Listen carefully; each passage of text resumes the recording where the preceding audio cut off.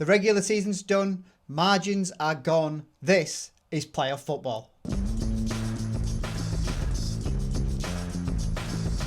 6 games, 1 prop per team, base level lines designed to survive January. No parlays, no chaos, just opinions, and we'll see how they age. Game 1, the Los Angeles Rams at the Carolina Panthers. We open Super Wildcard weekend with what on paper looks like the softest matchup of the lot. The Rams are a lot of people's favourites to go all the way this year, and honestly, it's not hard to see why. This is arguably the easiest game on the board. Carolina have averaged just 18 points per game this season, and their points differential sits at minus 69. To put that into context, they're over 20 points worse than the Giants this year. Now, credit where it's due. The Panthers have scrapped and scratched their way into the playoffs. Anyone who makes it this far has a puncher's chance. Panthers are 10.5 dogs, the biggest spread of the weekend, and it's no surprise we're taking the Rams to win this opening game. Matthew Stafford has been my MVP this season. Experience, control and weapons everywhere. Puka is probably the best receiver in the game right now, and Devante Adams returning will be giving the Carolina secondary nightmares all week. Because of that, everyone's eyes are going to be on the wide receivers, and that's exactly why I'm looking elsewhere. Carolina are highly vulnerable to tight ends, allowing the second most fantasy points per game to the position this season, and the Rams have options. Tyler Higbee came back last week and posted a season best 90 plus yards, and Colby Parkinson chipped in with 2 touchdowns. Stafford trusts these guys, especially in high leverage spots, so we're keeping it simple. Higbee 20 plus receiving yards, Parkinson 20 plus receiving yards. Low lines, high probability, that double comes in at 17-10. Game 2, the Green Bay Packers at the Chicago Bears. This is one of the games of the weekend. The bookies genuinely can't split these two. The favourite has flipped back and forth all week. Right now it's Green Bay, but I like the dog here. Chicago getting plus 1.5 at home feels solid. So if I'm backing the Bears, I'm backing a bear. And we're going straight back to one of our bet shuffle favourites, Cole Kmet. The 6'6" tight end has delivered for us multiple times this season, and once again the line is low. He's projected to get around 2 receptions, and if that trend holds, he clears this number with maybe just 1 catch. He's cleared this line in 7 of his last 8 games.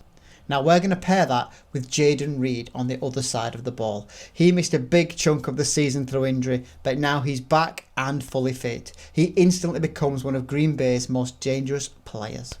He's projected north of 50 yards this weekend, yet the line is just 30. If he's involved at all, he smashes it. So the play, Cole Kmet over 12.5 receiving yards, Jaden Reed 30 plus receiving yards. That double is 19-10. Game 3, the Buffalo Bills at the Jacksonville Jaguars. This one's fascinating. Josh Allen now stands alone. No Lamar, no Mahomes. A lot of people are saying this is now or never for the reigning MVP. The problem, the Bills haven't really looked like themselves this year, and now they have to go into Duval against an arguably the most informed team in the entire NFL. Liam Cohen and Trevor Lawrence are cooking. Because of that, I'm happy to take the Jaguars +1 as dogs to advance. This has all the makings of a shootout, and if that's the case, yards through the air will be there for both teams. So we're going tight end on both sides. Dalton Kincaid missed week 17 with a knee issue, came back in week 18 and went 3 for 48 on 3 targets in a blowout win. On the other side, Brenton Strange has quietly become one of Lawrence's most trusted options all season. When it's playoff football, quarterbacks lean on reliability. We like Kincaid 20 plus receiving yards, Brenton Strange 20 plus receiving yards. That comes in at 4-6. Game 4, the San Francisco 49ers at the Philadelphia Eagles. Sunday night is heavyweight stuff. The reigning Super Bowl champions are still alive, but something hasn't felt right about the Eagles all year. Jalen Hurts has looked out of sorts at times, and even with some big games, there's been clear frustration, especially from AJ Brown. We're taking the 49ers plus 4.5 on the road. If San Francisco are going to win this, one man has to deliver, and he probably locks up comeback player of the year while doing it, and that man is Christian McCaffrey. We like him to either clear 50 plus rushing yards or go over 17 rushing attempts. With rainings expected in Philadelphia, that leans even harder towards the run, especially if the Niners get their noses in front. 17 carries is low number for their running back one. We pair that with someone who landed our first ever pick on the show back in week 1, Jahan Dotson. He needs just one catch. If the Eagles are chasing, Brown and Smith draw the attention and Dotson becomes a viable outlet. That double comes in at 19-10. Game 5, the Los Angeles Chargers at the New England Patriots. I've got this as the closest game of the weekend. The bookies make the Patriots 3.5 favourites and Drake May has had an unbelievable year. At home, they could blow this open. But I like the Chargers with the points.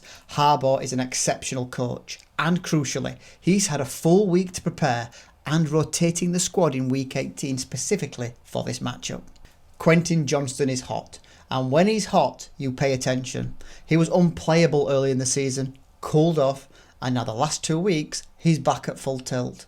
He doesn't need that level to clear just 20 yards. We pair him with a man who has delivered 5 weeks in a row, Ramondre Stevenson, and we like him to make it 6, clearing just 14.5 receiving yards. That bet is 8-5. Game 6, the Houston Texans at the Pittsburgh Steelers. And we wrap up the weekend with a painful one for me personally. The Steelers hosting the Texans after knocking out my Ravens in heartbreaking fashion once again.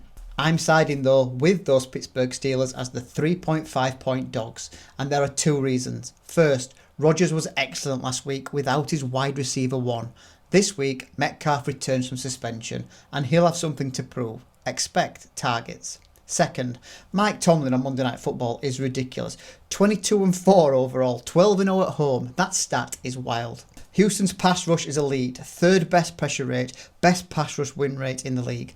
Because of that, Rodgers will need to get the ball out quickly. That points us straight to Pat Freiermuth. Big body, experienced, trusted in big moments. We pair him with Texans rookie Jaden Higgins to clear 20 receiving yards. I was torn between him and Kirk, but recent form swung it. So, Freiermuth 20 plus receiving yards, Jaden Higgins 20 plus receiving yards. That double comes in at 5-6. That's all 6 games covered, 1 prop per team, and just so you know, if you did roll all 6 of those together, it's about 180-1. Not advice, but for the price of a coffee and a poor life choice, just in case we clear the board, maybe give it a go. The Super Bowl. Okay, yes, we picked the Broncos in episode 1 way back in September, and fair play to them, they're still here with a great shout. 14 teams remain though, and as anyone who's seen Highlander knows, there can be only one. Now, we're already picking them to win this week, so let's not mess about. If I'm backing a team to come out of the AFC and go all the way to the Super Bowl, it's the Jacksonville Jaguars. They're 6-1 to win the AFC and a huge 14-1 to, as Tom Berenger says in Major League, win the whole fucking thing. They're in form, they're balanced, they're playing fearless football at exactly the right time. You don't need perfection in January. You need momentum, belief, and a quarterback willing to take shots when it matters. If there's one team I'm planting my flag on from here, it's the Jags. Wildcard weekend done. Remember, only bet what you can afford. And this is just one guy's opinion. So if you don't like it, don't follow it. We'll be back next week as the games get fewer and the lines get tighter. Enjoy Wildcard weekend. And as ever, good luck.